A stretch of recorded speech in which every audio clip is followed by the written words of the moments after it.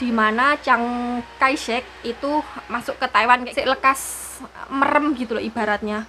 Baru aja tidur itu terdengar bunyi lagi gerobak, jadi pintunya itu ditarik paksa, didobrak.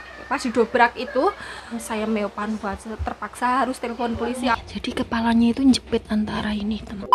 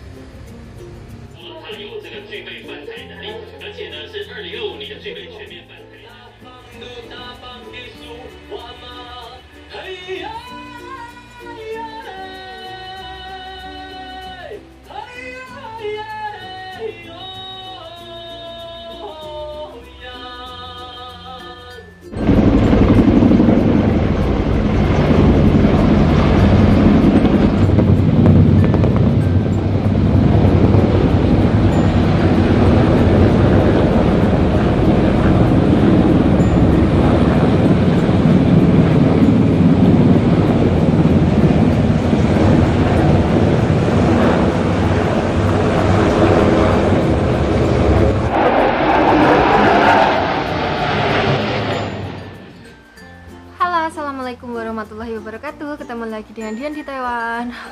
Tuh aku capek banget teman-teman.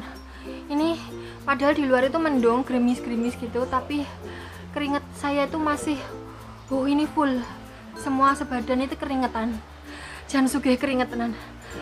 Capek banget aku.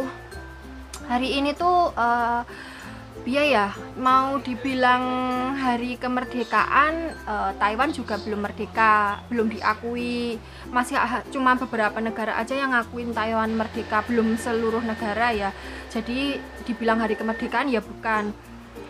Bisa dibilang kayak hari kebangsaannya Taiwan kayak gitu loh. Hari ini tuh double ten itu tanggal 10 bulan 10 gitu. Jadi orang sini itu biasanya happy double ten Taiwan kayak gitu teman-teman. Dan kebetulan ini pas tahunnya 110 bulan 10 tanggal 10. Jadi untuk pengetahuan teman-teman yang di Indonesia yang belum tahu mungkin, jadi Taiwan itu untuk penulisan tahun berbeda sama kita ya. Jadi mereka itu penulisan tahunnya itu masih 3 digit. Beberapa waktu yang lalu masih 2 digit, sekarang 3 digit. Jadi kayak gini, mereka itu tahunnya itu dimulai dari tahun 1911, tahun dimana Chiang Kai-shek itu masuk ke Taiwan kayak gitu loh.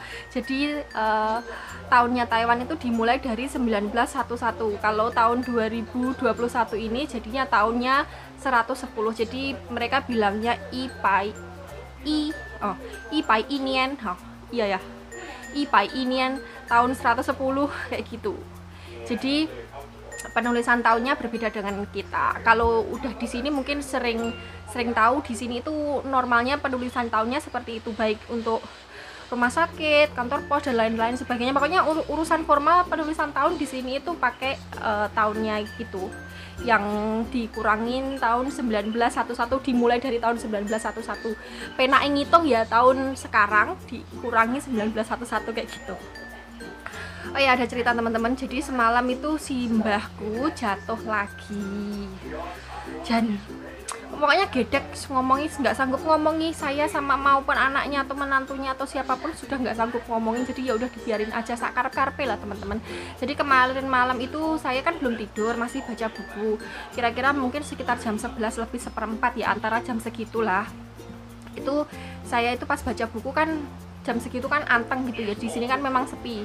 Jadi pas tenang gitu ujung-ujung mak grubiak gitu kan, saya kaget langsung jumbul kan. Terus nggak lama itu simbahnya itu celuk-celuk manggil-manggil saya, terus saya itu mau datang. Terus kemudian pas saya mau buka pintu kamar saya, ini mbahnya bilang gini, oh nggak usah kesini, kamu nggak usah kesini kayak gitu toh. Terus ya udah aku nggak jadi datang. Terus aku tanyain, kamu nggak apa-apa mbah, mbahnya jawab nggak apa-apa, aku bisa bangun sendiri, bilang begitu toh. Terus ya udah aku melanjutkan baca bukunya, kemudian aku tidur. Nah kira-kira mungkin jam 12:30 ya. Jadi saya baru aja tidur, lekas merem gitu loh ibaratnya, baru aja tidur itu terdengar bunyi lagi grobiak gitu toh. Ya Allah. Jadi mbahnya jatuh untuk yang kedua kalinya. Terus mbahnya manggil-manggil saya kan, saya langsung mencolot tangi gitu. Saya kan tidurnya itu kebiasaan pakai celana pendek sama singlet kayak gitu. Jadi saya buru-buru pakai baju lengkap buat dobelin gitu loh ya. Jadi kalau seumpamanya saya butuh bantuan majikan nih, ben yo nggak pantas kan pakai baju gitu di depan majikan. Jadi ya saya buru-buru pakai baju lengkap kayak gitu. Terus kemudian saya keluar karena pintunya dikunci teman-teman, jadi kan saya nggak bisa masuk dan mbahnya itu jatuh, jadi yang nggak bisa bukain pintu. Terus kemudian saya mencoba membuka pakai kunci yang dikasih si bos itu nggak bisa. Soalnya apa, selain dikunci itu pintunya itu juga dihalangin sama papan kayu kayak gitu teman-teman. Jadi terpaksa saya manggil si bos, kemudian si bos langsung lari turun gitu, dan pintunya itu ditarik paksa kayak gitu yo, koyo didobrak kan nggak mungkin, soalnya pintunya kan bukaannya kan geser gitu tuh ya teman-teman. Jadi pintunya itu ditarik paksa kayak gitu, ditarik paksa itu masih nggak bisa. Soalnya apa ya, diganjelin papan kayu itu antaranya, ini semuanya, ini pintunya ya, terus ini papan kayunya, terus di belakang papan kayunya itu kan ada amben itu bahasa Indonesianya apa ya, pokoknya yang buat tempat kasur itu loh, bahasa Indonesianya apa sih, dipan, ranjang, iya ranjang. Ini pintu, terus ini papan kayu, terus di belakang papan kayu itu ada ranjang. Jadi ini itu papan kayunya itu dibuat nahan pintu sama ranjangnya gitu. Jadi dibuka, oh ya percuma, soalnya natap papan kayunya ini teman-teman, dan papan kayunya lumayan tebel. Jadi ya susah, nggak bisa coklek gitu.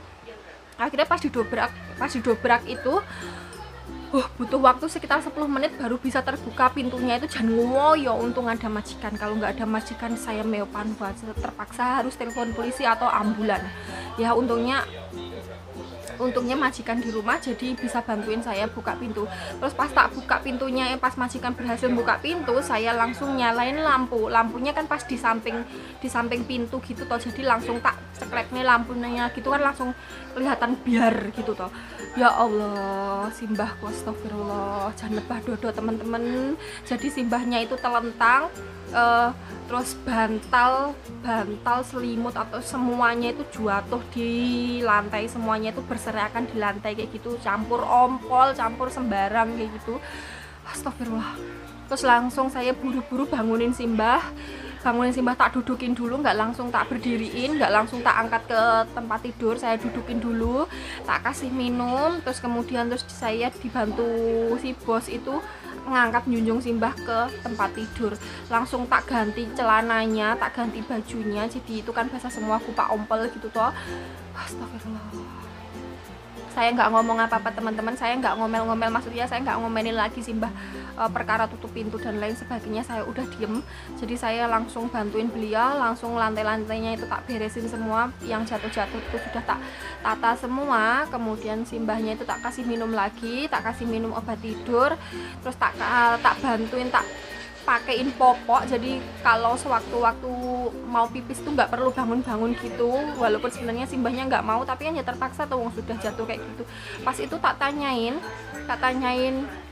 ada yang sakit enggak, ada yang luka enggak kayak gitu toh. Terus mbahnya bilang, terus sambil digerayah-gerayai gini, diraba-raba gini, simbahnya ngeraba-ngeraba sendiri, bilangnya nggak ada yang luka. Terus aku bilang gini, mungkin sekarang belum kerasa, mungkin kerasanya masih besok. Aku kan bilang gitu toh. Ya sudah, tidur saja, sudah semuanya sudah tak tata toh, sudah tak kasih popok, jadi sudah nggak perlu bantuan. Tapi lampu kamar tetap tak nyalain, jadi kalau beliau butuh apa-apa itu terang kayak gitu loh kan, biasanya lampunya dimatiin tuh. Nah besok paginya, besok paginya kan tepatnya hari ini, saya nggak tanya apa-apa, nggak tanya macam-macam sama beliau, teman-teman. Beliau itu cerita sendiri kayak gini. Jadi pas jatuh pertama itu katanya beliau itu mau pipis, tapi katanya itu bokongnya itu, pantatnya itu belum pas ke kursinya gitu. Jadi masih antara kursi, mungkin kursinya di sini nih ya, terus pantatnya Simbah itu masih di sini, itu beliau udah duduk, jadi kayak merasa rumangsane wis pas, tapi sebenarnya belum, masih di sini, jadi ya akhirnya jatuh. Itu jatuh yang pertama.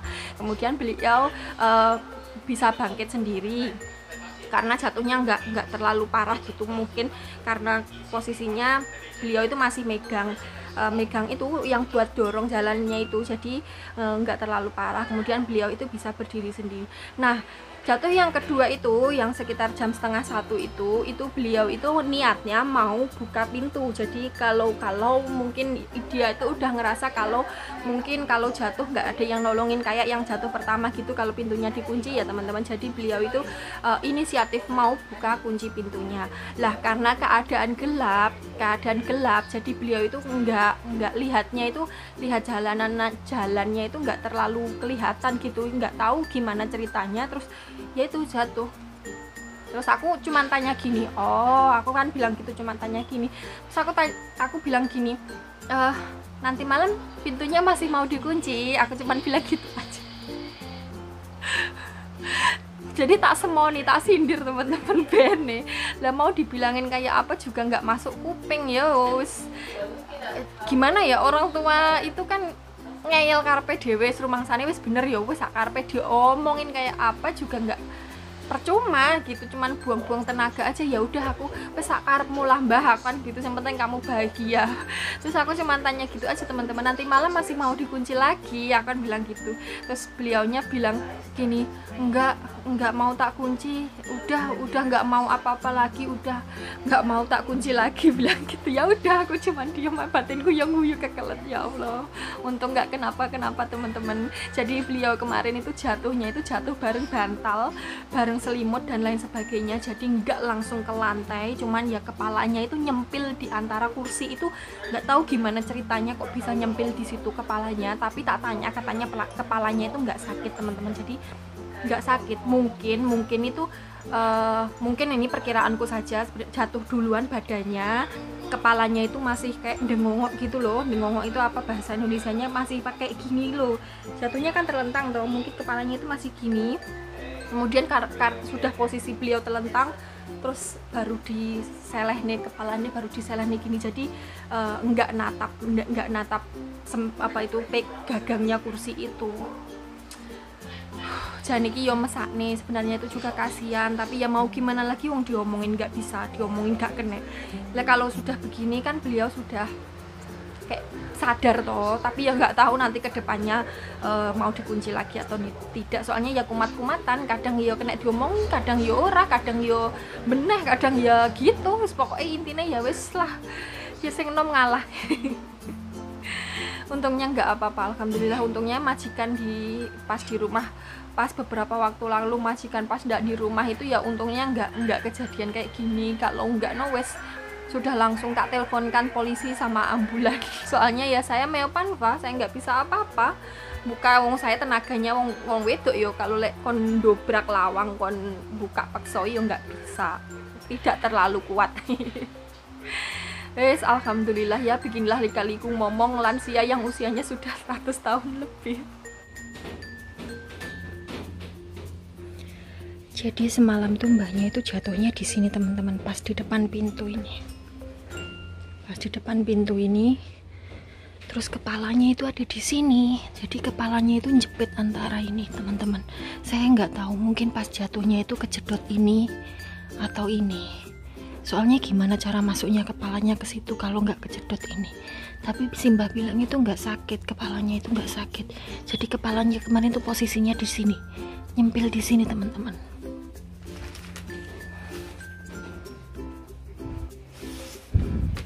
Nyempalanya itu nyempil di situ, terus badannya tuh di sini, dan kakinya itu nekuk di sini. Jadi kemarin itu pintunya itu kan nggak bisa dibuka, atau kan dikunci. Terus kemudian masih dihalangin sama papan ini. Jadi ini posisinya pintu dikunci, pintu kan nutup toh. Ininya itu dikunci lagi sama ini. Jadi ini tuh ada di antara ini dan ini tempat tidurnya gitu. Jadi walaupun pintunya ini sudah dibuka kuncinya, tetap nggak bisa dibuka soalnya dihalangin sama ini. Nah, mbahnya kemarin itu jatuhnya di sini, dan jatuhnya itu telentang gitu teman-teman. Jadi kepalanya itu nyempil di sana. Ya Allah, beruntung mbahnya nggak kenapa. Sekarang si mbahnya masih nonton TV ya teman-teman. Nonton TV kemerdekaan Taiwan. Oke teman-teman, videonya cukup sampai di sini dulu kali ini. Sekarang sudah jam 11. Saya mau persiapan buat masak makan siang ya teman-teman. Hari ini kita itu semua serumah bangkong ya, memang pas soalnya kita kerjaannya semalam nggak tidur tuh ya, gara-gara itu kan semalam tidurnya sekitar jam 2 lebih lah. Jadi kita serumah bangkong, saya, mbahnya, majikan, bangkong semua. Oke teman-teman, videonya kali ini cukup sampai di sini dulu. Terima kasih sudah menonton, sudah menemani saya curhat hari ini.